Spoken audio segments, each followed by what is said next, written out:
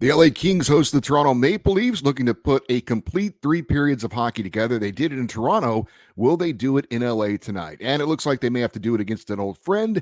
That and more on this edition of Locked On LA Kings.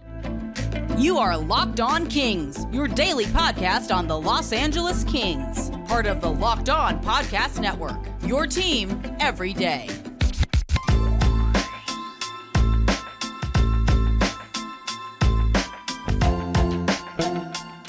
Hey, Kings fans, welcome to Locked On LA Kings, part of the Locked On Podcast Network, your team every day. Thanks for making Locked On LA Kings your first listen every day. We are free and available wherever you get your podcasts.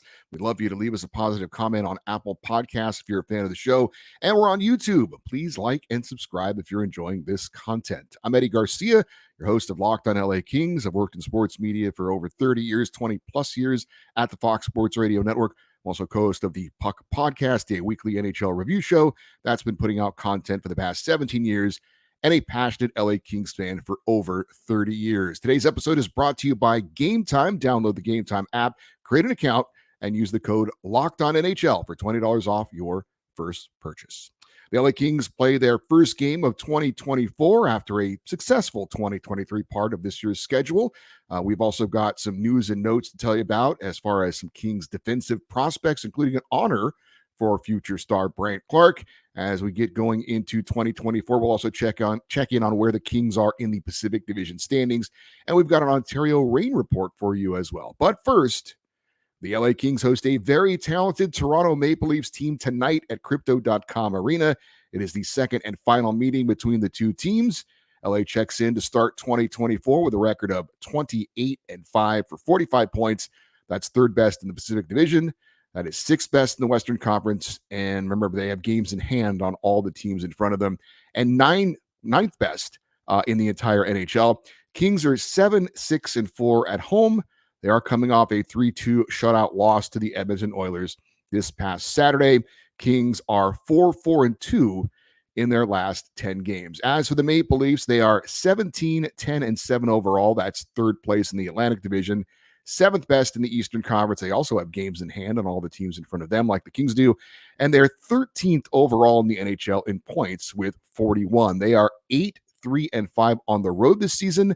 They are coming off a 3-2 loss at home to the Carolina Hurricanes on Saturday. They have lost 3 in a row and 5 of 6, and they are dealing with some very serious goalie issues. We'll talk more about that in a second.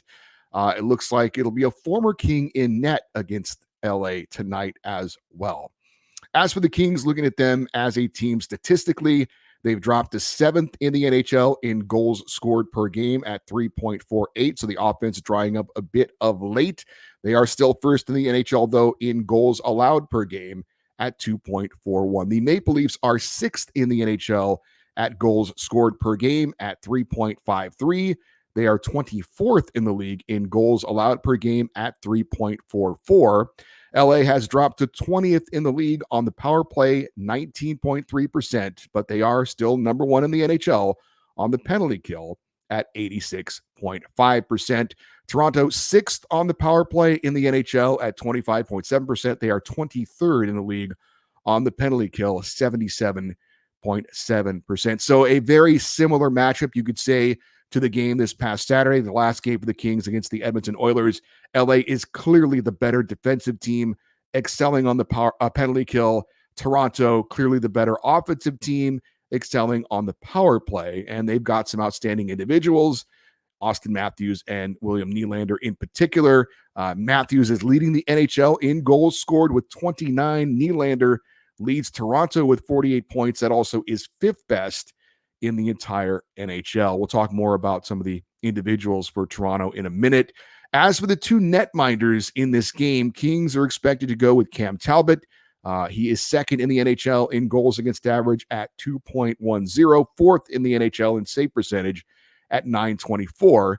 He was in net for the Kings in their win in Toronto earlier this year, allowing just one goal on 30 shots in a game that the Kings dominated. The Maple Leafs have had a whole slew of goalie issues this year, and it continues.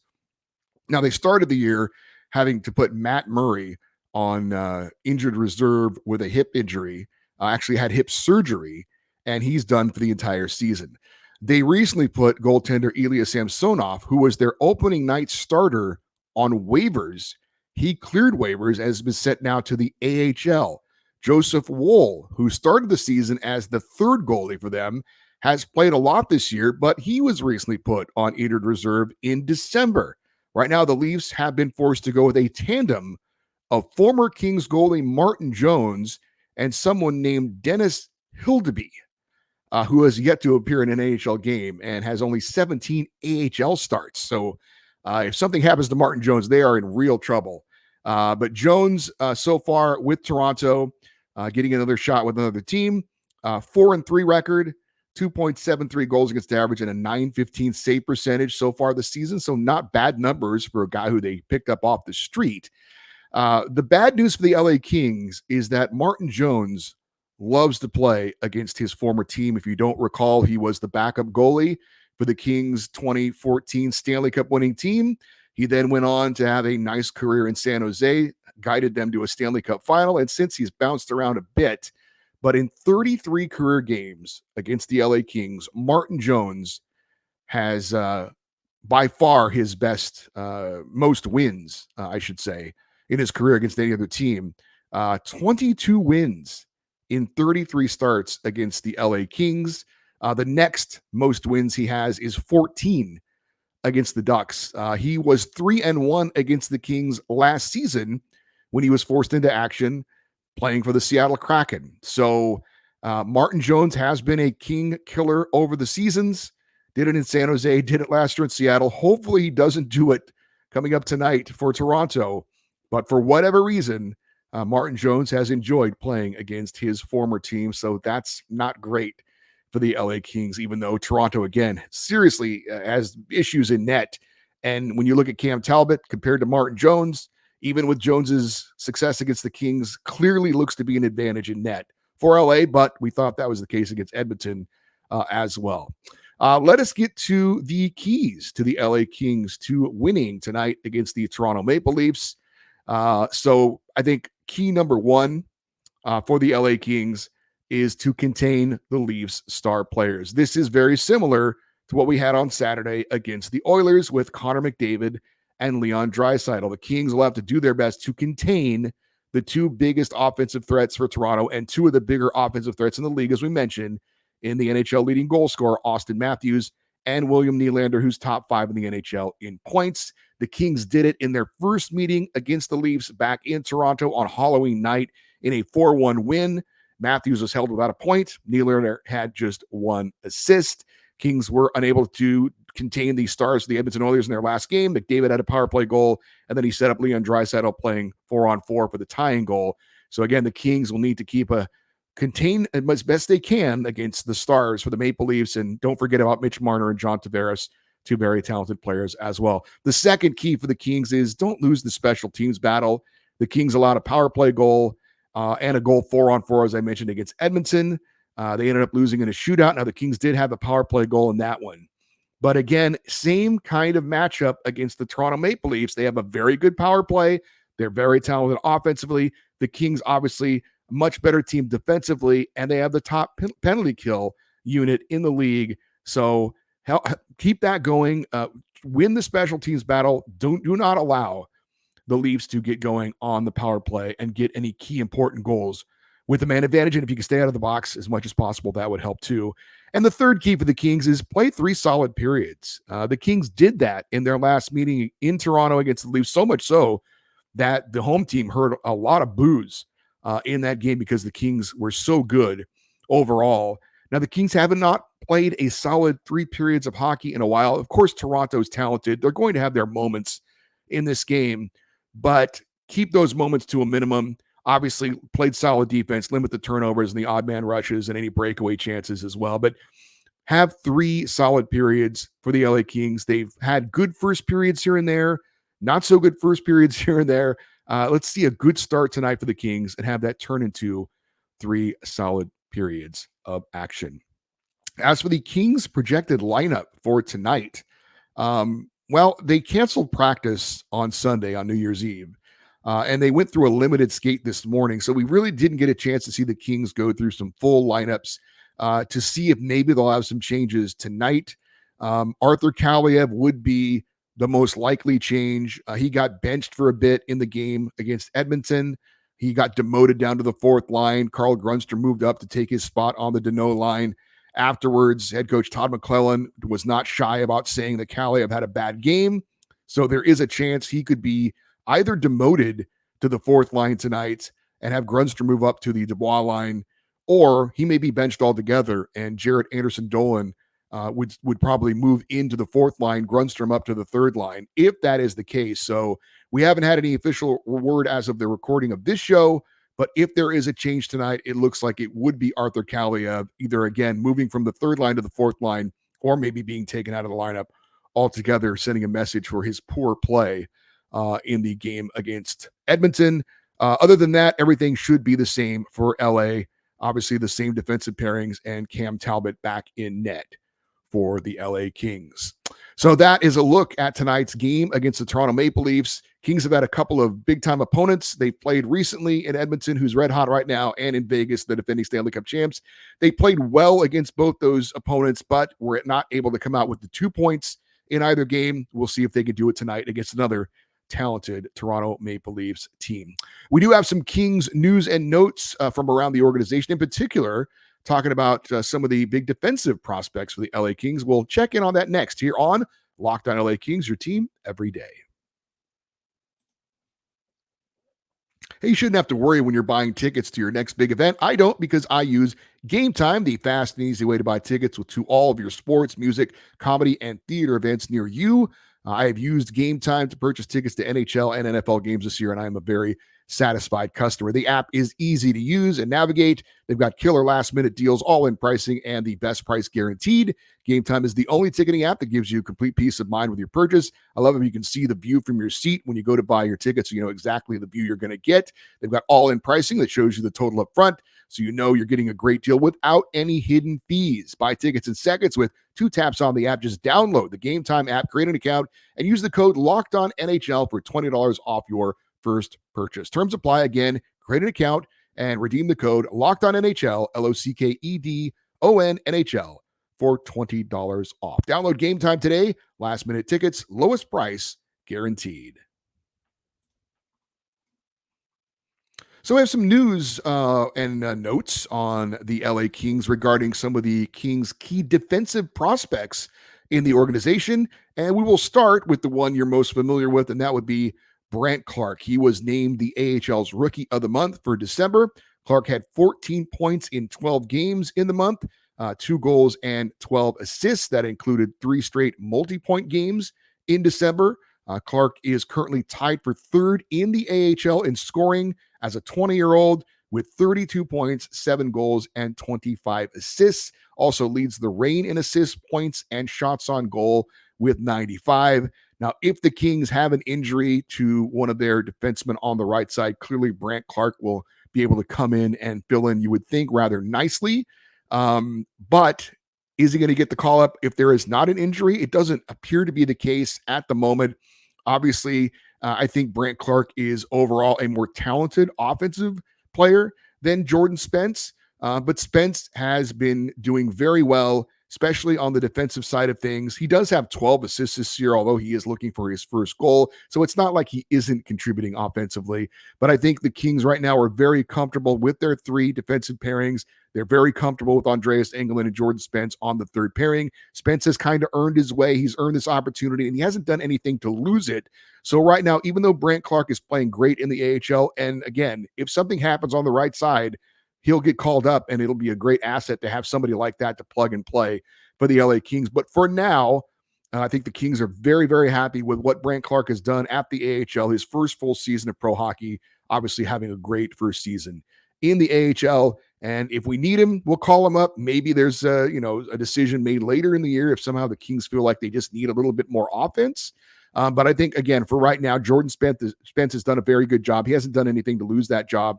He's playing solid defensively. And so even though Brandt Clarke might be a better offensive player at this point in his career, again, doing well in the AHL. And right now, I think the Kings are happy just where everything is, and obviously happy to see Brandt Clarke doing as well as he is in his first pro season. Another Kings defensive prospect is Otto Salin. He is the only Kings prospect competing in the World Junior Championships for his native Finland. That event is going on over in Sweden right now, and the left shot defenseman picked up a great time to get his first point of that tournament. He had the primary assist in overtime as Finland gets a big 4-3 win over Slovakia to advance to the semifinals of the World Juniors. Again, for Celine, that was his first point of the tournament. And again, great time to get it for him. He is playing right now in the Finnish Elite League. He was a fifth-round pick of the Kings in 2022, and he will be in the lineup as one of their top defensemen when they face the United States in the semifinals coming up at the World Juniors. By the way, Canada was upset and is out of that tournament. So we'll keep an eye on Otto Salin and Team Finland going forward at the World Juniors, but they're into the semifinals, and he had again, primary assist on the game-winning goal in overtime for Finland. Kings first-round pick this past year, I should say first pick this past year. He was a second-round pick, defenseman Jakub Dvorak. He has left his team in the Czech Republic. He's coming to North America. He was a second-round pick, as I mentioned, signed a 3-year entry-level deal with the Kings last July. He's a left-shot defenseman, and he will be joining the Swift Current Broncos in the Western Hockey League for the rest of this season. I would assume this is a move to just get him more acclimated to playing in North America. Obviously, different size of rinks. The rinks are smaller in North America. Get him more accustomed to living in North America because he's expected to be with the Ontario Reign next season. So just kind of a transition for him. This isn't really any kind of, I wouldn't say it's a promotion or a demotion necessarily. The Kings seemed to be happy with him developing at home, being a young guy, if that's something that maybe he prefers, and the Kings were flexible with that. But now he and the Kings have apparently made the decision. It's time for him to come to North America and again, get acclimated to playing over here on and off the ice and get ready for him to become a pro next season for the Kings. He's 6'5", 200 pounds. Again, left shot defenseman, has played parts of the last 2 years in the Czech League. This year, 19 games in that league. He had 2 goals and 1 assist. So again, Jakub Dvorak, the Kings' first selection, second-round pick from this past year's draft, coming to North America to play in the Western Hockey League. And we had this note on another Kings defensive prospect. It came down a couple days ago, but we haven't had a chance to really get into it. The Kings signed defenseman Angus Booth to a 3-year entry-level contract. He'll make $852,500 per season. He's a 19-year-old left shot defenseman, was the Kings' 4th-round pick in 2022. He saw at the time of the signing, he had 2 goals and 12 assists playing for Shawinigan in the QMJHL. They changed the name of that. It used to be the Quebec Major Junior Hockey League. Now it's like the Quebec Maritime Junior Hockey League. Anyway, Angus Booth, 6'1", almost 180 pounds. He had 6 goals and 166 points in parts of 4 seasons playing for Shawinigan in the Q. He is expected to join the Ontario Reign after this season for next year. And I believe I saw a note from the guys over at Mayor's Manor that he just got traded by his junior team to another team. Just purely, a move for a good player to join a team that's in contention for the playoffs in the junior leagues. So it doesn't have any effect on his status. He's still property of the LA Kings, but he is playing now. Apparently just got traded to a different junior team, which hopefully will give him some more experience in the playoffs coming up in the Canadian Hockey League. All right. Well, we didn't have a chance to do it on Monday because we had a special guest joining us. But we will check where the LA Kings are right now in the Pacific Division standings going into the week. And we'll also have a rain report for you as well coming up next here on Locked On LA Kings, your team every day. Hey, score early this NFL season with FanDuel, America's #1 sportsbook right now. New customers get $150 in bonus bets with any winning $5 moneyline bet. That is $150 if your team wins. And if you've been thinking about joining FanDuel, there's no better time to get in on the action right now. You can bet on the NFL as we head down the stretch here in the final week of the season, getting ready for the playoffs. Obviously, you've got the NBA going on as well. And, of course, the NHL want to place a bet on the LA Kings tonight against the Toronto Maple Leafs? You can certainly do that. Do you think the over-under will be more or less than 6.5 goals? Just use the FanDuel app, which is super easy to use. You got a wide range of betting options. As I said, point spreads, player props, over-unders, and more. So visit FanDuel.com/LockedOnNHL and bet on the NHL and NFL. FanDuel, the official partner of the NFL. The LA Kings face the Toronto Maple Leafs tonight, 7:30 p.m. Pacific time. You can catch every moment of the hometown broadcast of your LA Kings with SiriusXM on the SXM app. Just search LA Kings. We had Austin Stanovich on the show on Monday, and so we didn't have some time for kind of the usual things we do on Monday to start the week. So I did want to check in on the Pacific Division standings, tell you where everybody is at the moment as far as the teams that the Kings are competing with for playoff positioning. Vancouver Canucks are still in first place, record of 23-10-3 for 49 points. They only played one game over the past week. That was a loss to the Flyers. Vegas is still in second place, 22-11-5. They also have 49 points. This past week, they were 1-2. They did beat the Kings, but lost to Anaheim and Seattle. As for the LA Kings, they're still in third place in the division, but have 5 games in hand on Vegas, 3 games in hand on Vancouver. So the opportunity for the Kings to gain ground is there, but they got to do something with those extra games coming up the rest of the season. LA, as I mentioned earlier, 28-5 for 38 points. This past week, they were 1-1-1. They had the shootout loss to Edmonton and then lost to LA, but beat San Jose earlier in the week. As actually that those point totals actually don't add up. The Kings have 41 points, or is it 43 points on the season? As I did not update their point total from that. I believe it's 43 points for the Kings right now. So apologies for that. As for the teams right now that are chasing LA, Vegas, and Vancouver for one of those top 3 spots and an automatic playoff berth, the Seattle Kraken and the Edmonton Oilers are both getting hot right now. Kraken are 15-14-9.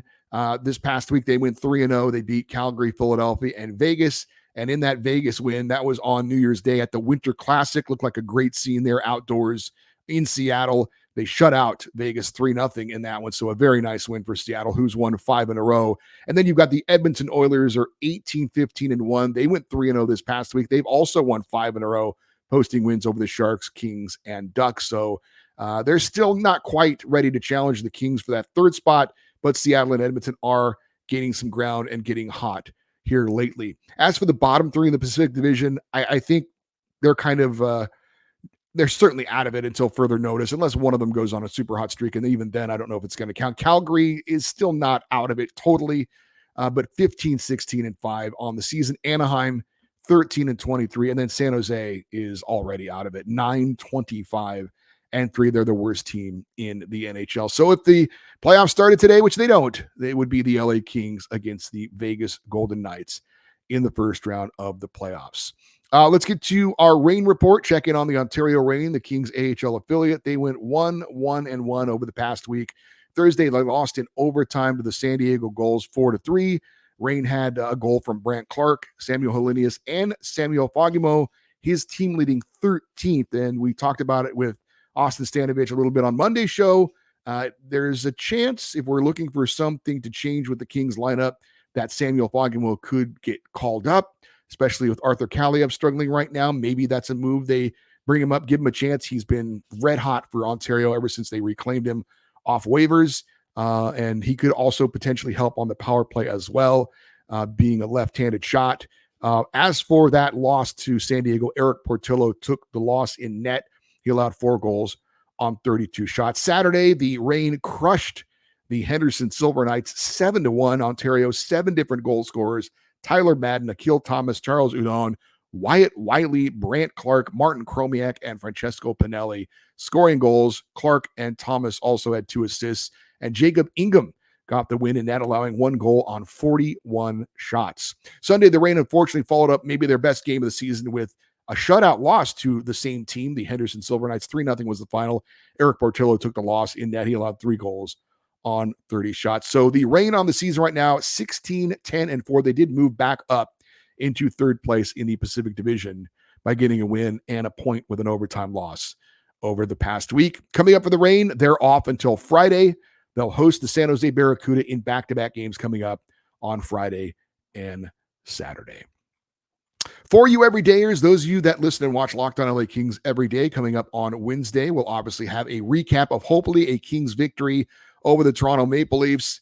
Coming up on Thursday's show, we'll preview the Kings game that night against the Detroit Red Wings. And then on Friday, we'll recap that Wings-Kings game. And also, it's a Feedback Friday. Your comments, your questions, your emails, your posts on YouTube, all that and more coming up on Friday. Show the email address if you want to send an email, lockedoneddie@gmail.com, EDDIE. If you're watching on YouTube, just post your comments on the comments section below. We'd love for you to stay interactive with the show on X, Twitter, Instagram. We are at Locked On LA Kings, and you could send a message, a question, a comment that way as well if you would like. All right, I'm Eddie Garcia. Thank you for listening and watching this episode of Locked On LA Kings, part of the Locked On Podcast Network, your team every day. Have a great rest of your day. Looking forward to that big Kings-Leafs game coming up tonight. We'll recap it coming up on Wednesday. And as always, we close out the show by saying, Go Kings, go.